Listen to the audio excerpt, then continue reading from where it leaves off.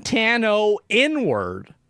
Anthony Fantano racist. Does that sound like a good thing to do? Just 24 hours, Anthony Fantano has been exposed laughing at Trayvon Martin's death. With his alt-right buddies caught saying the N-word with the hard R on video and deleting posts from last night where he hinted that Drake was a pedophile. This is what happens when white men pretend to be part of the culture just to grift off of it, and y'all let him sit at the table this long, shaking my head. Wow. Wow.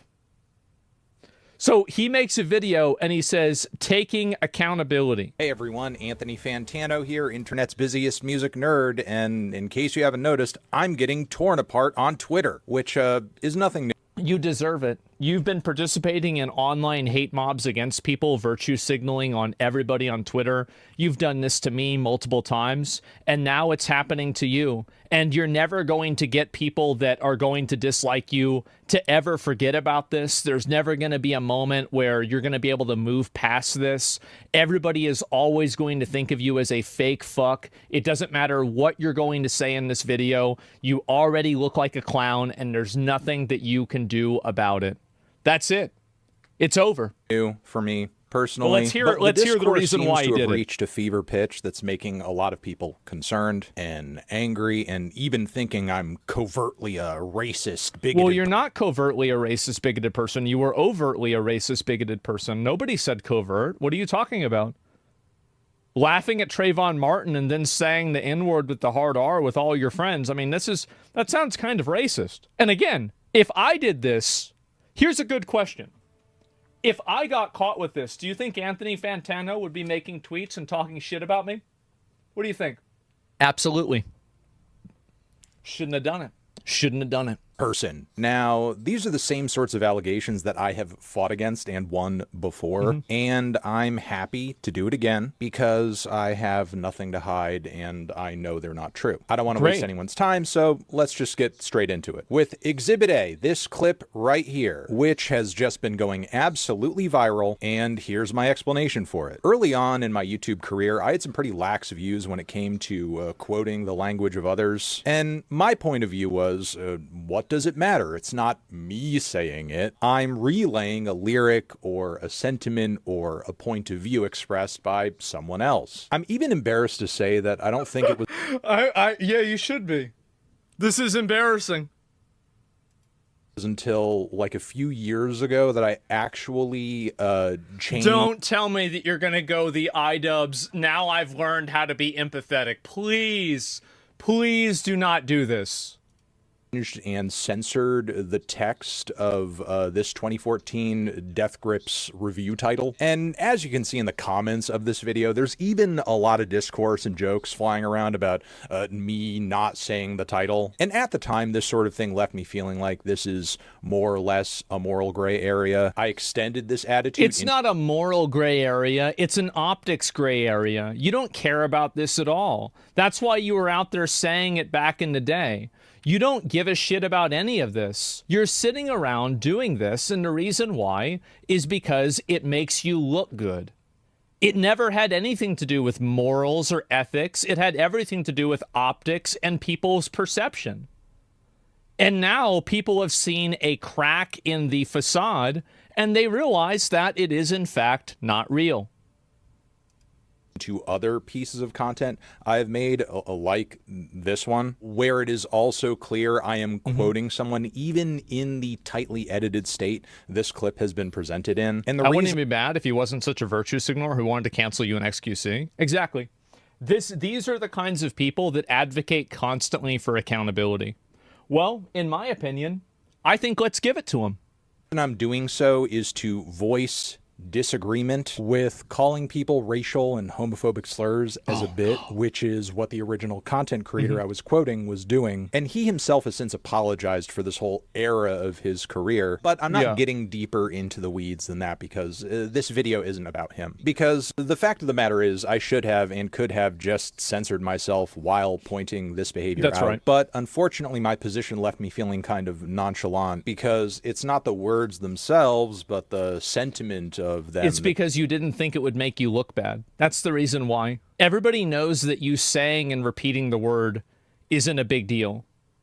But you're doing all these mental gymnastics and turning yourself into a pretzel to justify why it's bad to do and why you did it then. But to any reasonable person, everybody knows why. It's because you did it for optics. being expressed that's truly disgusting. That's it. And sure, while that is true on some level, explicitly quoting him was in bad form and just unnecessary. I would have still gotten my point across and done so without upsetting anybody had I taken that approach. And I feel this way now because of an important realization I only made after tons and tons of people were watching me, that I don't make content just for me, I do it for an audience. And I can't dictate what anyone watching may or may not find harmful or offensive. No, But you try to constantly. Like you didn't want to review the Kanye album, and then you were getting mad at me for saying that video game characters, people don't want bald, ugly women for video game characters. You constantly want to tell other people what to think. That's all you do on Twitter. more than with a review, I can dictate what music you do or don't like. So I would You can't even go 10 seconds in an apology video without cutting yourself. I mean, I think that really goes to show what's going on here, right?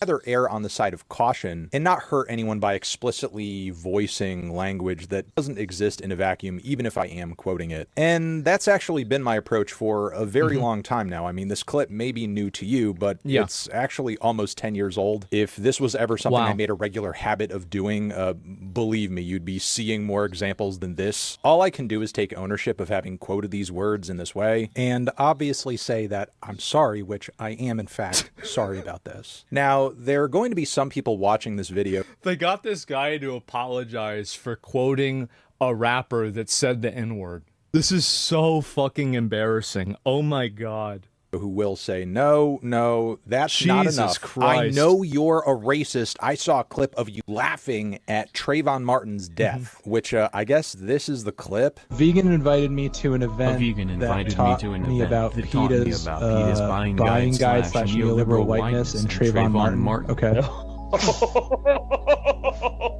Dude, fuck Trayvon. I was thinking Didn't this guy also collab with Sam Hyde, and then when it wasn't politically or socially acceptable to do so, he talked a bunch of shit about Sam Hyde too? I kind of remember that.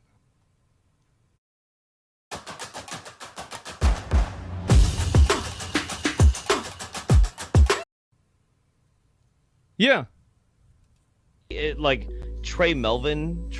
I had a big thing with Trey Melvin. Which I will agree, that doesn't look good. But believe it or not, the way this clip has been presented is a lie, and it's been heavily edited too. First off, I gotta say, the Drunken Peasants podcast where I was appearing in that clip is explicitly not a right-wing podcast. While, yeah, it's true the show has featured a pretty wild range of guests over the years, and the humor tends to run a bit edgy, they also regularly make fun of right-wingers, alt-right psychopaths, and the president. And in this clip that you just saw, I'm reading a super chat that is on the screen that was sent in by a viewer of the show. And the reason I'm jumping into reading it is that partially it is a dig at me, because on the show it's not exactly a secret that I'm an openly liberal vegan. And from there, here is what actually happens. A vegan invited me to an event that taught me about PETA's buying guide slash neoliberal whiteness and Trayvon Martin. Okay.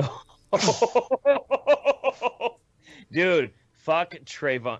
I was gonna say. You're such an I was gonna say Trey Melvin, but it's no Trayvon Martin. Man, totally you're different.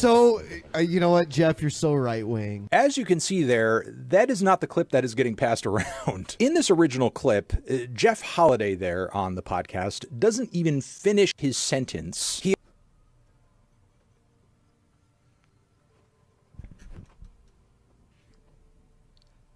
You know what he was trying to do. You know, the full clip makes it worse. Like, so I don't even understand. What is this?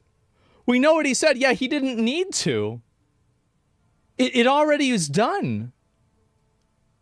He apparently gets Trayvon Martin mixed up with someone else entirely. You are so dishonest. He just said Trayvon Melvin as a joke So it didn't look like this is gaslight. Yes, he's gaslighting so hard. This is pathetic. This is so fucking pathetic. Oh my God. Total liar. Yeah. I mean, does he just think people are retarded? I mean, I guess so. And I even call him a moron. Because that is obviously something a fucking moron would communicate. So, voila, that's actually what happened in that clip. With all that being said, Sure. I realized a long time ago that I really do need to be careful about who I talk to and what... Jesus Christ, bro. Can you imagine being one of these people? Oh my God. God. This is... what a bitch. I know. This is so embarrassing. This is so fucking embarrassing. It's amazing. platform I appear on publicly, because in the eyes of the wrong person, any association or appearance can be read as a deep tie or an endorsement of an idea that I don't fucking agree with. So instead of actually standing by what you do agree with and acting in good faith and then letting people make whatever decisions they want, you allow them to completely dictate and control your behavior by approaching you in the most dishonest and unfavorable way, and the way you reward them is by apologizing. Great. I'm sure that's going to go over really well for you. Like, for example, if I did a stream... What a disingenuous person he is. ...with this guy tomorrow... Fucking a dude, will you let him fuck you? No. Why not? Suppose he's like, yo, bro, listen, yo, you always wanted me to be next to you. Now I could be inside of you. Pause. Yo, I'm not gay. Nah, you suck a dick, though. Yeah. People might understandably think... What does that have to do with Anthony Fantano? So academics said some weird shit to somebody? And what does this have to do with Anthony? Like, I'm just confused. What does this have to do with what is he talking about? And also, by the way, everybody was mad at academics for that shit. Like, people said it was wrong. Everybody said that. Because he was the one who posted the clip of Fantano on Twitter. Yeah.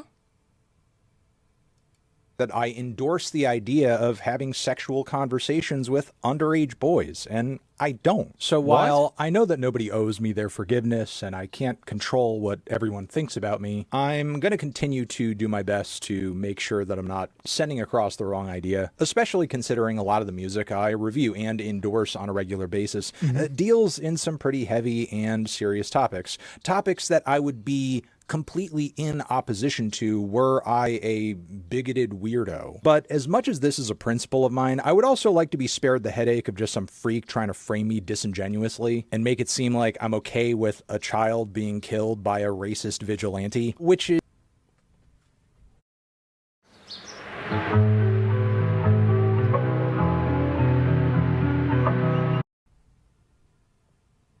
Oh, with Trayvon Martin. But they never even found that George Zimmerman was racist. Wait, George Zimmerman got off. I thought it was self-defense. Didn't George Zimmerman claim self-defense and win?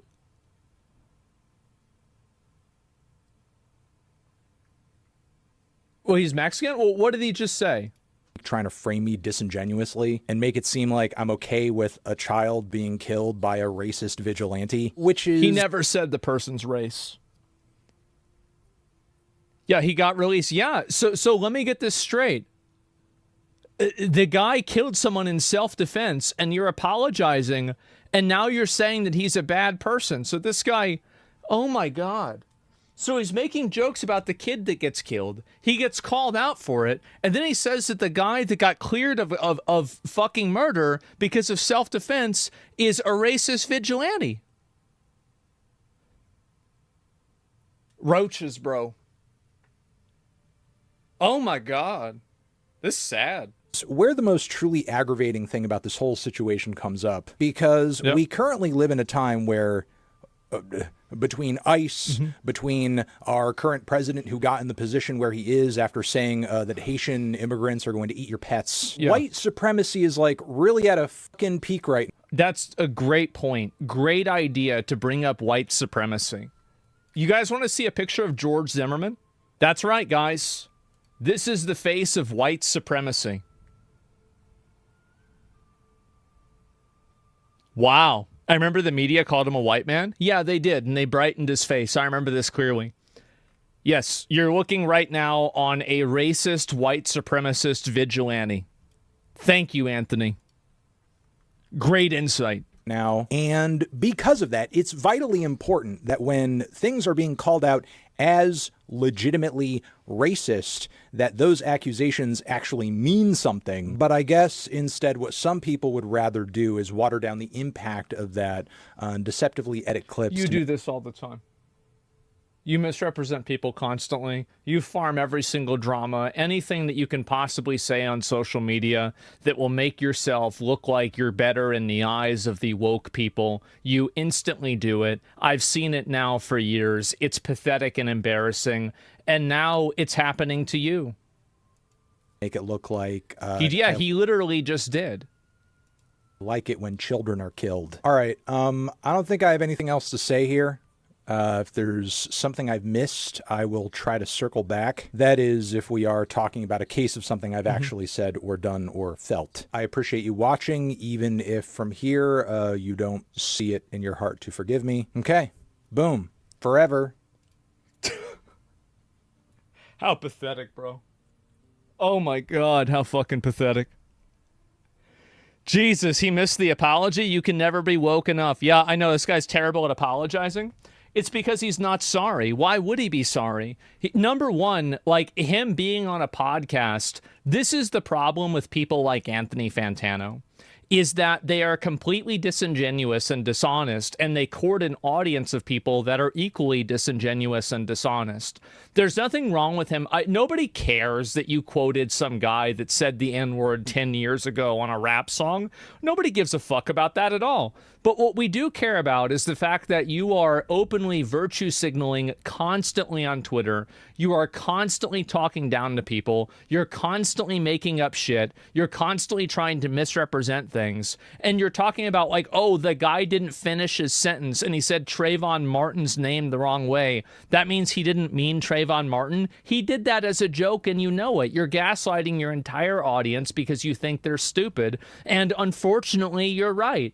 And I think this is another, again, at this point, everybody is always going to think this guy is a joke. It is. And I think people have already disliked them for a while.